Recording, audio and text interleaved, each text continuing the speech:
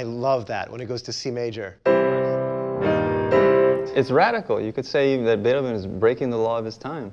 And I think it's a great example, and there's quite a few in this sonata where it shows like he's willing to take some risks that other composers wouldn't have been willing to do.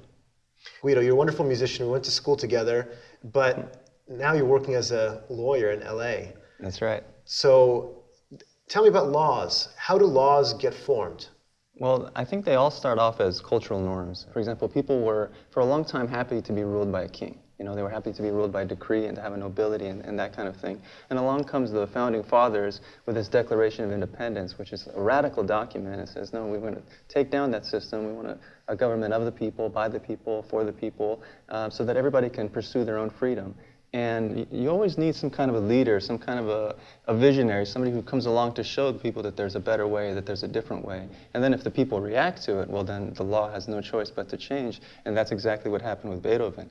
He wasn't just breaking the law for its own sake. He wasn't an anarchist, and he wasn't just making noise. He was seeking some additional self-expression, and the audiences loved it. And that's ultimately why he was able to find such success, is he was able to actually change the musical laws that were limiting him to that point.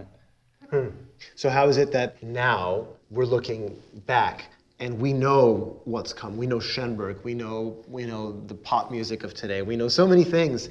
How is it that when we hear this sonata, we don't take the law breaking for granted? It kind of speaks for itself, because all of this music, all of Beethoven's entire output, has withstood the test of time. And part of it is because it shows, like, within it, in this sonata, it's just so full of life, and he's got so many moments where he's willing to take these risks. And I think it's a gift to be able to see in hindsight these flashes of genius that would ultimately end up in ushering an entirely new musical system. But in these little moments, this is essentially the gestation period of Beethoven's career, but it's just a joy to listen to and definitely a gift, something not to be overlooked for sure.